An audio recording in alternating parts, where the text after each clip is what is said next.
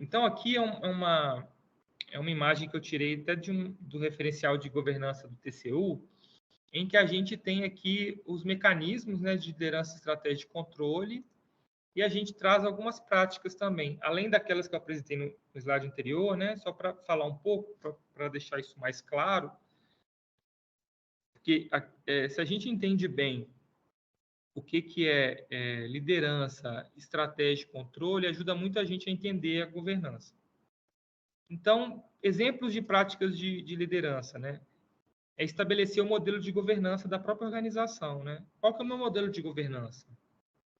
Como que eu vou estruturar a organização para que ela atenda a isso que se espera, né, dela, para que para que a organização das pessoas, né, das posições de liderança na organização, esse modelo é uma prática de liderança, né, então relacionada à governança.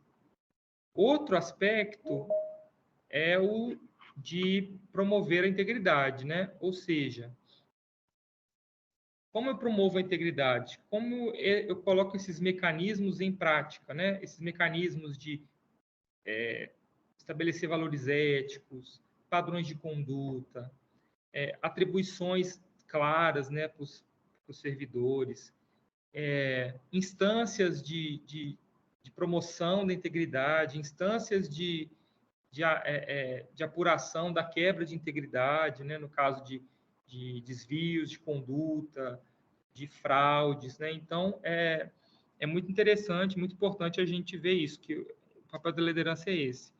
E também é uma prática relacionada à integridade, à liderança, promover a capacidade da liderança, né?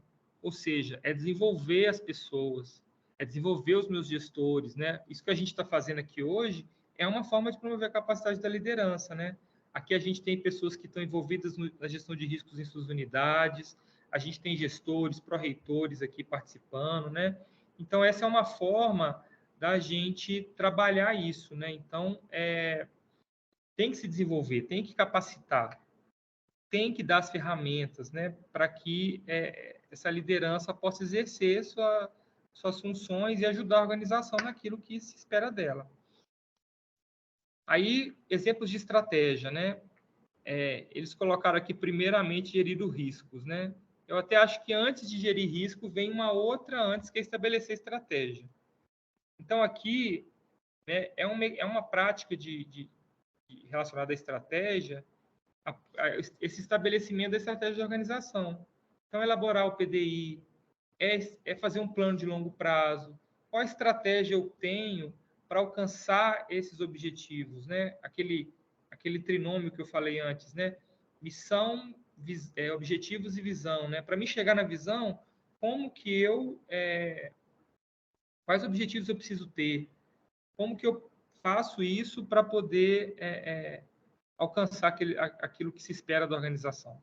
Então, é muito importante esse aspecto aqui de estabelecer estratégia, né? Então, nesse ponto, a gente tem como principal, né, exemplo disso aqui é o próprio PDI, né? O PTO é um instrumento também de se alcançar, né? Porque aquele plano tático operacional é uma forma de interpretar o PDI e estabelecer, né, ações para atingir aquelas metas e aqueles objetivos. Não tem o link para falar com você com relação. Então, acho que tem algum áudio.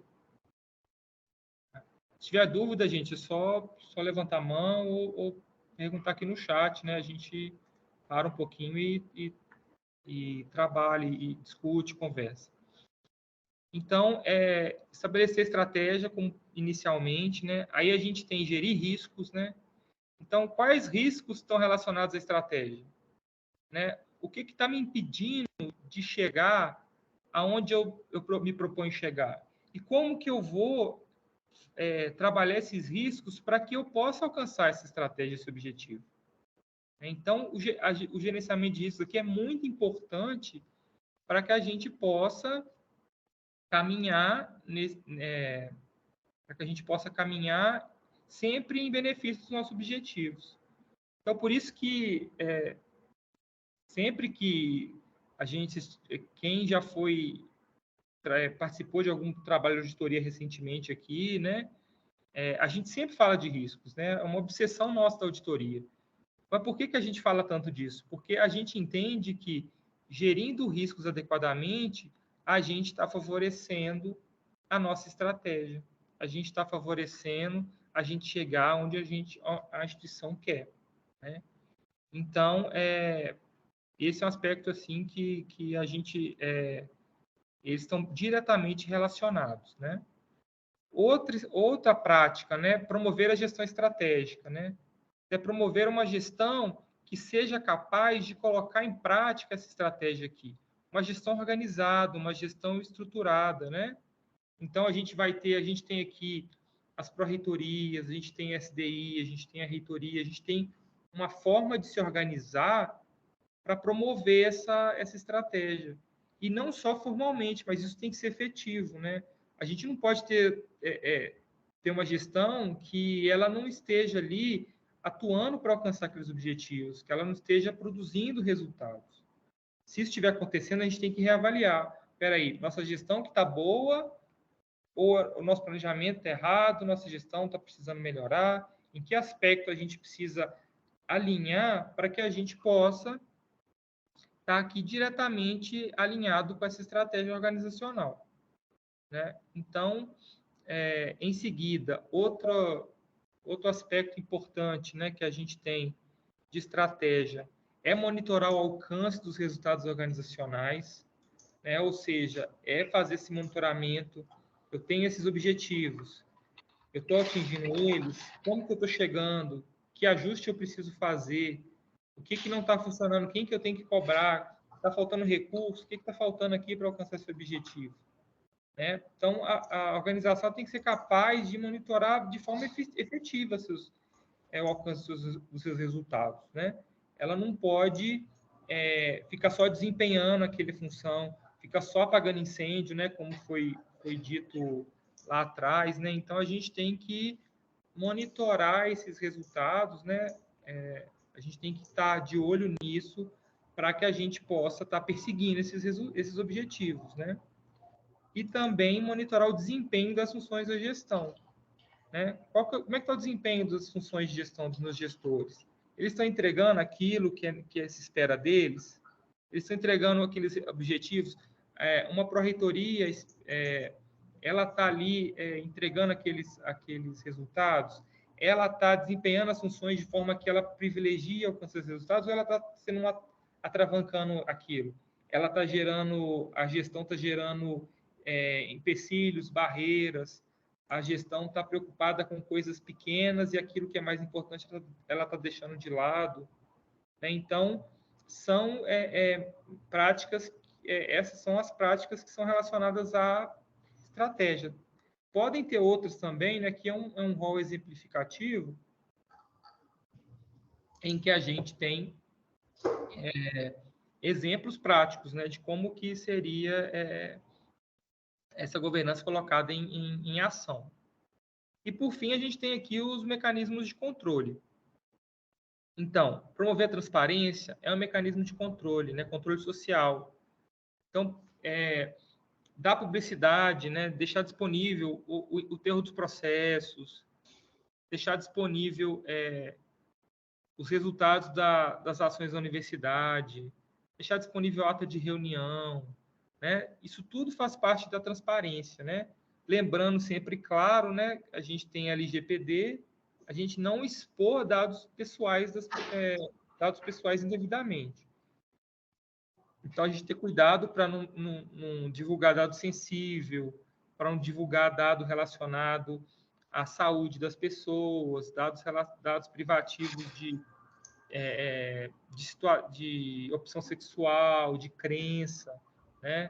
Divulgar o CPF, né? Então, a gente tem que promover a transparência, mas dentro da privacidade do cidadão, né? Dos direitos de privacidade que a LGPD estabelece, traz de forma muito clara, né? E eu acho que todos nós temos trabalhado em cima da LGPD nos últimos 2 anos, então acho que isso está bem claro para todo mundo. Outro mecanismo de controle é esse de garantir a accountability, garantir que a gente preste contas efetivas, garantir que a Unifei, né, no nosso caso prático, ela tenha informações confiáveis, claras nos nossos relatórios, né, que a gente tenha, quando a gente falar que a gente está atingindo algum objetivo, a gente ter segurança razoável que aquele objetivo está sendo cumprido. Né? Então, a gente tem que garantir isso. Né? Isso é uma função muito importante do controle, né? E dentro da governança. Então, nossos mecanismos de governança na Unifei, eles têm que estar orientados para isso. Né? Então, sempre olhar isso. Vamos garantir que a gente preste contas de forma efetiva, que as informações sejam confiáveis, né? E que os resultados estejam sendo alcançados. Né? Outro aspecto é esse de avaliar a satisfação das partes interessadas. Será que a sociedade está satisfeita com a universidade, com os trabalhos, os produtos que a Unifei executa? Será que a gente tem avaliado isso? Será que o governo, né, a gente tem atuado adequadamente, né? A gente tem uma certa vinculação com o executivo, né? Mas principalmente a sociedade. Será que os nossos alunos estão satisfeitos com os serviços públicos que a gente gera? Será que as empresas parceiras da Unifei, né, que nos diversos projetos de ensino, pesquisa e extensão, elas estão satisfeitas, né? Será que a sociedade local, a gente está entregando na sociedade local? Então, é um mecanismo de controle importante aqui, avaliar a satisfação das partes interessadas. E é uma questão que muitas vezes as organizações não atentam muito para isso. Né? Muitas vezes a gente foca muito no nosso interno, né? No que a gente está fazendo aqui dentro, mas não olha para fora. Né? Não olha para fora da janela, muitas vezes, né? Onde estão os nossos alunos. Então, esse é um aspecto muito importante do controle. E, por fim, né, um outro exemplo aqui é esse avaliar a efetividade da auditoria interna. Logo mais, nos próximos slides, a gente vai trabalhar, eu vou trazer aqui uma visão das linhas, né, do IA, e aí nele dá para ver onde que a auditoria interna está nesse contexto. Né? Então, a auditoria ela serve para avaliar os controles, para avaliar a governança, para avaliar a gestão de riscos. Então, eu preciso ter uma auditoria que funcione, que seja efetiva. Ela não pode ser uma auditoria que a universidade está olhando para o ensino, está olhando para... está olhando, de repente, para alguma coisa fundamental do ensino, da pesquisa e extensão, e a auditoria está preocupada com coisas pequenas, com coisas que não têm a ver. Ou a auditoria está avaliando, está fazendo avaliações que não são confiáveis, que não agregam resultado na organização. Tem um monte de erro nos testes, não tem objetividade, né, está misturado com a gestão, e aí a auditoria ela manda fazer as coisas. Não, contrata assim, que assim está certo. Não pode fazer isso, que isso está certo. Aí a gente perde essa efetividade. E aí a auditoria não vai ter essa função dela, né, de gerar uma avaliação efetiva, de agregar valor. Né? E aí isso tem que ser avaliado pela governança.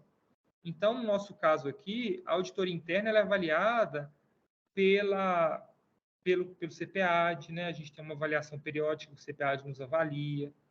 A gente é avaliado também, até pelos auditados também, né? Que a gente faz trabalho de auditoria. Não, aquele trabalho foi efetivo, aquele trabalho ajudou, né? Trouxe para a unidade informações úteis para que sejam tomadas decisões importantes, né? Então, é nesse aspecto aqui que avaliar a efetividade da auditoria interna entra. Né?